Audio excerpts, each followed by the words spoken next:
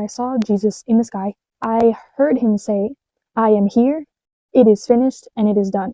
Remember how he was positioned on the cross with his arms spread out? So he was in the sky standing, but he put out his arms like when he was on the cross. And he did that arm thing really fast. And then heaven and earth shook. And I heard, "Then heaven and earth will shake." Then after, the Spirit of God came up from the earth as if it was already on earth. It went off, and there was so much glory everywhere. Then people all of a sudden started to get raptured up everywhere in the world. And after that, Jesus, the people that were raptured, and like all the glory, went off. And all that was left on the earth that I could see was this gloomy environment, very dark, ash everywhere. People were still on earth, but it was the remnant that was not raptured up with Jesus. People that were left on the earth started to wonder and ask, what happened? And one person I remember hearing said, the glory of the Lord left the earth. And they all looked up at the moon, and the moon was red. They looked up at the clouds, and the clouds were dark.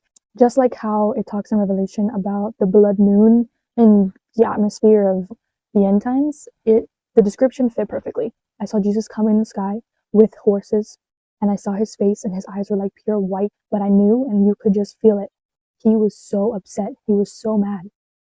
And he looked at the people that were on the earth, and he said to them, "And you were the ones that did not believe." When he looked with his eyes, the light that were in his eyes beamed onto the people. Then all of a sudden, I fall into this portal, like in earth or something.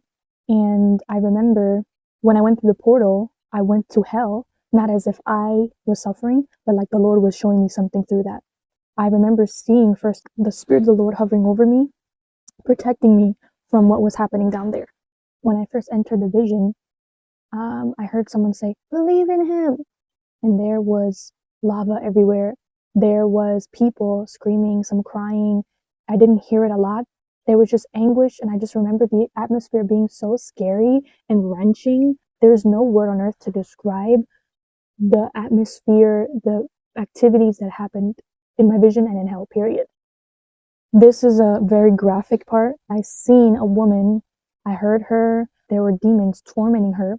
She was screaming, but it was like the worst absolute scream you've ever heard. Her body was contorting in the most like petrifying ways. Her head was like twisted and her eyes were popping out. People were getting tortured by demons, but there was just torment everywhere. It was the most lifeless place ever. What we think lifeless means on earth is nowhere in no way similar to hell. Then God took me out of hell. I remember him coming to me and comforting me. And he put his hand on my head and said, "But you are my child." And then I heard the Lord say to me, "Wake people up, that there will be a great revival, and that the Lord will pour out his Spirit upon people." And God said to be caught in that rather than the great deception, and that I need to do my part, and he will do his part. And that's where the vision all ended. If you do not know Jesus, he loves you and he died for you. Everyone has heard that portion, and I always knew that, but there was a time in my life where God showed me there's more than that, and he revealed to me all that he's doing now. And so I just want to encourage you. Jesus cares about you and he loves you and he has a relationship for you.